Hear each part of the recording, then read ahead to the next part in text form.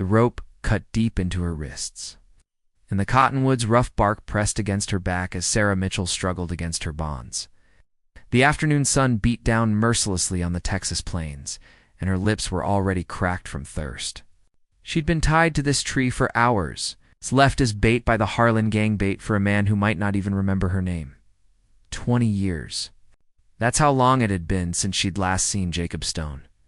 The sound of hoofbeats made her heart race. Through the shimmering heat, a lone rider approached on a paint horse, moving with the careful deliberation of a man who'd learned that haste could mean death. As he drew closer, Sarah's breath caught in her throat. Even with 20 years of hard living etched into his face, even with the gray threading through his dark hair and the new lines around his eyes, she would have known Jacob Stone anywhere.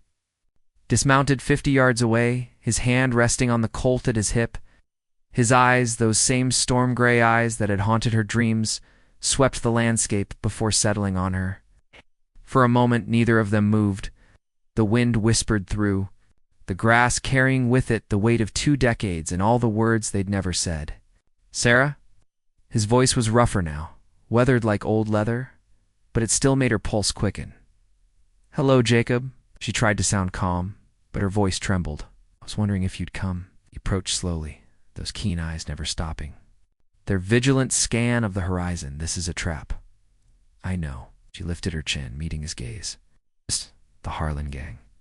They're waiting in the rocks about half a mile north. They knew you'd come if I was in danger."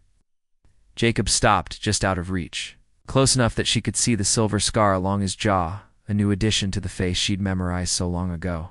Why would they think that? The question hung between them like smoke from a dying fire. Sarah felt tears prick her eyes, but she blinked them back. She'd cried enough tears over Jacob Stone to fill the Rio Grande. "They know it, everyone. And Millbrook knows," she whispered, "that I've been waiting for you to come home for 20 years. Something flickered across Jacob's features, pain perhaps, or regret. He'd left Millbrook in 1855, the night before their wedding, with nothing but a hastily scrawled note that said he wasn't the marrying kind. Sarah had stood at the altar in her grandmother's lace dress, wilting under the pitying stares of the entire town, until finally her father had taken her arm and led her away. She'd never married, never even came close. How could she, when her heart still belonged to a ghost? "You should have forgotten me," Jacob said quietly, his fingers working at the knots that bound her wrists. "Should have found yourself a good man, had children, built a life." "I tried."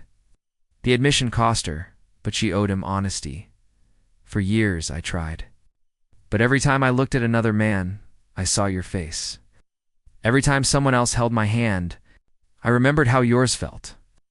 The ropes fell away, and she rubbed her raw wrists. "You ruined me for anyone else, Jacob Stone." He stepped back as if she'd struck him, and Sarah immediately regretted her words. This wasn't how she'd imagined their reunion, not tied to a tree like a sacrificial lamb, not with hired guns waiting to put bullets in both their backs. "We need to move," Jacob said. "All business now. They'll be getting restless soon." "No." Sarah stayed where she was, leaning against the cottonwood. "I'm tired of running, Jacob. Tired of waiting. If we're going to die today, I want to know why you left me." For a moment she thought he might ignore her, might throw her over his shoulder, and carry her to safety, whether she liked it or not. But then his shoulders sagged, and 20 years of carrying a terrible burden seemed to settle on him all at once. "You remember Tom Brennan?" he asked. Sarah nodded.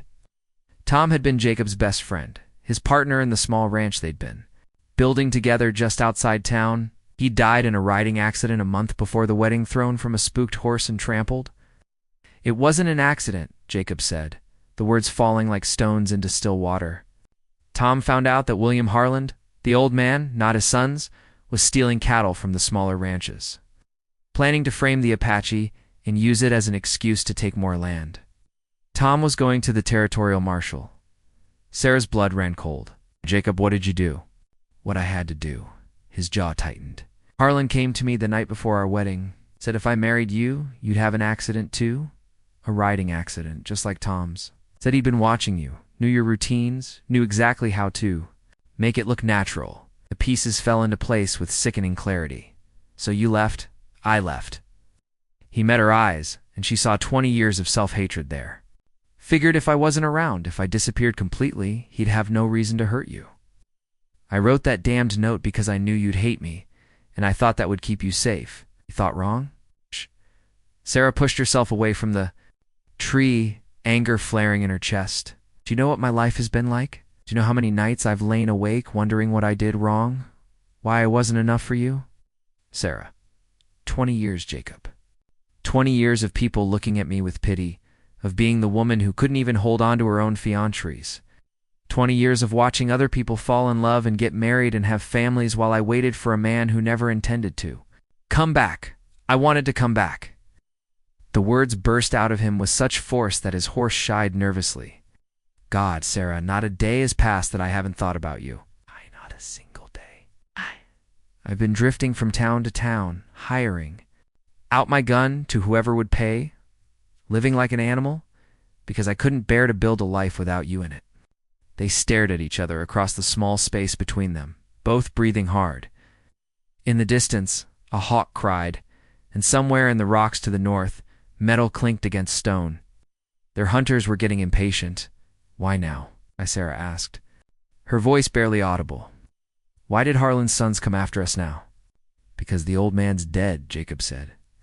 Died last winter, and his boys found his journal. Everything was in there, what he did to Tom, how he threatened you, why I really left. I figured if they killed us both, they could bury the truth. With us, Sarah closed her eyes, overwhelmed by the weight of it all. 20 years of separation, 20 years of pain, all because one evil man had decided to play God with their lives. When she opened her eyes again, Jacob was watching her with an expression she remembered from their youth, hope and fear warring in his face. I know I got no right to ask, he said slowly, but if we get out of this alive, would you consider giving me another chance? I know I hurt you something fierce, and I know 20 years is a long time. But Jacob. Sarah stepped closer, near enough to touch him now. Oh. Her fingers found the scar on his jaw, traced it gently. I never stopped. Loving you, not for a single day. His intake of breath was sharp, and before she could say another word, his arms came around her, pulling her against his chest. She felt the steady thrum of his heartbeat, smelled the familiar scent of leather and soap, and something indefinably. Him. For just a moment, 20 years fell away, and they were young again, standing in her father's garden, making promises under the stars. But the moment couldn't last. The sound of approaching horses broke them apart, and Jacob's hand went immediately to his gun. How many? Sarah asked, proud that her voice remained steady. 4, maybe 5. Jacob's eyes swept the landscape, calculating angles and distances. You still remember how to shoot? Sarah almost smiled. Her father had been a Texas Ranger before settling down, and he'd made sure his daughter could defend herself. Like riding a horse, Jacob pulled a small pistol from his boot and handed it to her. Stay behind the tree. The shooting starts. Don't hesitate. These men won't show you any mercy just because you're a woman. The riders appeared on the horizon, dark silhouettes against the burning sky. 5 of them, just as Jacob had guessed, spread out in a loose line as they approached. Sarah recognized the leader, Marcus Harlan, the old man's eldest son, snake in human form who'd been trying to court her for years. Despite her obvious disinterest, they stopped about 100 yards away. Close enough to talk, but far enough to make accurate shooting difficult. Marcus nudged his horse forward a few steps, a confident smile playing on his lips. Jacob Stone, he called out. Been looking for you for a long time. Not long enough, apparently, Jacob replied, his voice carrying easily across the distance. Marcus laughed, but there was no humor in it. Figured you'd come running if we took your girl. Some things never change, do they? Still can't resist playing the hero. Let her go, Harlan. This is between you and me. Oh, but that's where you're wrong. Marcus's smile widened, and Sarah felt ice form in her stomach. See, Miss Sarah here knows all our family secrets now. Can't have her talking to the wrong people, can we? The territorial marshal already knows, Sarah called out, surprising both Jacob and Marcus. I sent a letter to Austin last week, told them everything about your father and what he did to Tom Brennan. It was a lie, but a convincing one. She saw doubt flicker across Marcus's face before his expression hardened again. "Then I guess we'll have to make sure that letter gets lost," he said, "along with the both of you." The attack came without warning. Marcus and his men spurred their horses forward, guns blazing. Jacob shoved Sarah behind the cottonwood and rolled to the side, coming up with both Colts in his hands. The prairie exploded with gunfire and shouting. Sarah pressed herself against the tree, listening to bullets thud into bark inches from her head. She could hear Jacob returning fire, the sharp crack of his pistols mixing with the deeper boom of the outlaws' rifles. A horse screamed, and one of the riders went down, but the others kept coming. "Sarah!" Jacob's voice was tight with pain. "Are you hit?" She risked a glance around the tree and saw him crouched behind a small rise, blood seeping through his shirt sleeve. "I'm fine. How bad are you hurt? I'll live." But she could hear the strain in his voice. "You're trying to circle around. When I give the word, run for my horse and don't look back. I'm not leaving without you." "Damn it, Sarah, don't argue with me now." A bullet splintered the bark near her face, and she pressed herself tighter against the tree. 3 of the outlaws were still mounted, using their horses' mobility to stay ahead of Jacob's aim. It was only a matter of time before they flanked him completely. That's when Sarah made her decision. She stepped out from behind the tree, the small pistol steady in her hands. Marcus Harlan. The shooting stopped, and all eyes turned to her. She stood in full view, an easy target, but something in her voice made even the hardened gunman pause. "Your father was a coward and a murderer," she said, her voice carrying across the suddenly quiet prairie. "And you're no better. 20 years I've lived with the consequences of his evil. 20 years I've mourned a love that was stolen from me, but I'm done being afraid." Marcus's face twisted with rage. "You always were too mouthy for your own good." He raised his rifle, but Jacob was already moving. The gunfighter rolled out from his meager cover, both weapons blazing. His first shot took Marcus in the chest, spinning him from his saddle. His second dropped another rider before the man could bring his gun to bear. The remaining outlaws broke and ran, deciding that revenge wasn't worth dying for. Sarah watched them disappear into the heat shimmer, her heart pounding so hard she thought it might burst.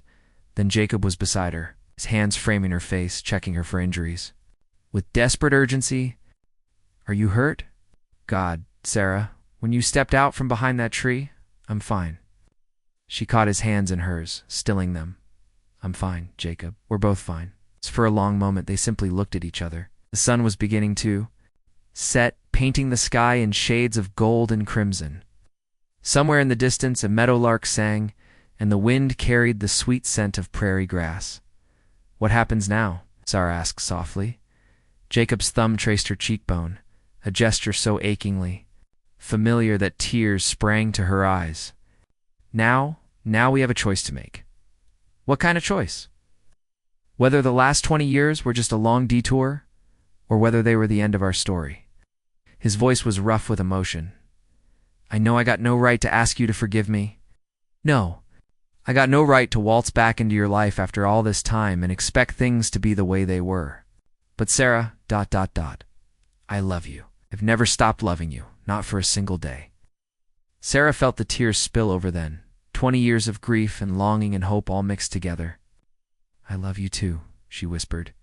"God help me, I've never stopped." Either. When he kissed her, it was like coming home after a long, hard journey. His lips were warm and familiar, and she could taste salt from her tears mixed with the dust of the prairie. His arms came around her, holding her as if she were something precious that might disappear if he let go. They held each other as the sun sank toward the horizon. Two souls who had found their way back to each other after 20 years of wandering. In the wilderness, the cottonwood tree stood silent witness to their reunion, its leaves whispering secrets to the evening wind.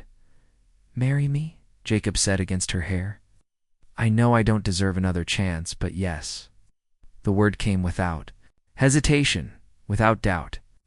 "Yes, Jacob. Today, tomorrow, whenever you want. I've been waiting 20 years to say yes to you." He pulled back to look at her, and she saw wonder in his storm-gray eyes. "Just like that. Just like that." She smiled through her tears. We've wasted enough time, don't you think? Jacob laughed, and the sound was like music after 20 years of silence. I reckon we have. They buried Marcus Harlan under a small cairn of stones, not out of respect, but because it was the decent thing to do. The other outlaws had taken their dead with them when they fled. Sarah was glad she wouldn't have to look at any more reminders of the violence that had shadowed their love as they rode toward town. Were Sarah's arms around Jacob's waist. She thought about the letter she really would write to the territorial marshal. The truth about old William Harlan and Tom Brennan's death needed to be told, the record set straight. But that could wait until tomorrow. Tonight she had more important things to think about. The lights of Millbrook appeared in the distance just as the first stars began to shine. It was a small town, the kind of place where everyone knew everyone else's business, where a woman who waited 20 years for her faithless fiancé became the subject of endless speculation and pity. But Sarah found she didn't care anymore. Let them talk. Let them whisper behind their hands and shake their heads over her foolishness. She had Jacob back, and that was worth all the gossip in Texas. Nervous?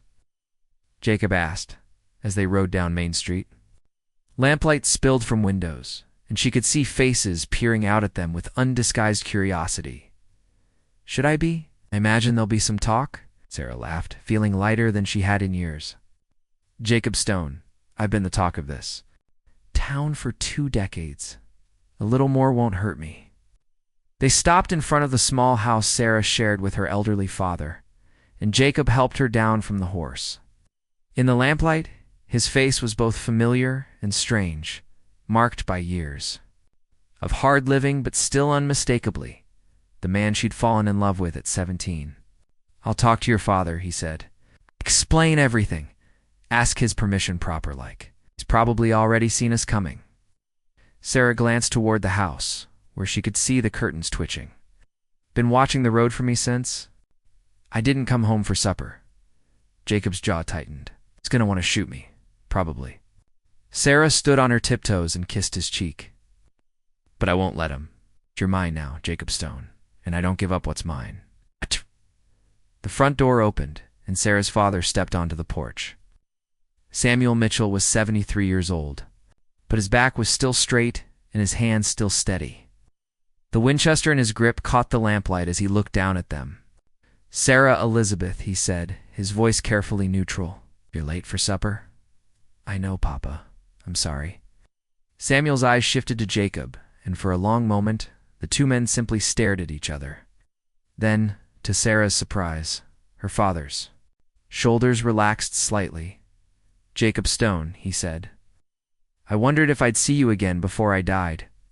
Mr. Mitchell. Jacob touched the brim of his hat respectfully. I know I got a lot of explaining to do. I reckon you do. Samuel looked between them, taking in their dusty clothes, the blood on Jacob's sleeve, the way they stood close together despite everything. But first, I think my daughter needs to tell me why she's got gunpowder residue on her hands and why you look like you've been shot. Sarah squeezed Jacob's hand.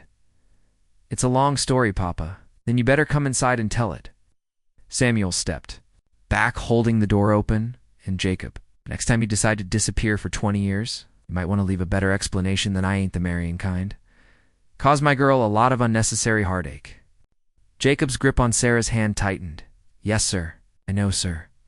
They told the story over coffee and leftover stew, starting with Tom Brennan's murder and ending with the gunfight by the cottonwood tree. Samuel listened without interruption, his weathered face growing darker with each revelation. So old William Harlan was behind it all, he said when they finished. Can't say I'm surprised. Always was a snake, that one. You knew? Sarah asked. I suspected. Samuel refilled their coffee, cups with hands that shook slightly. Tom came to see me the day before he died.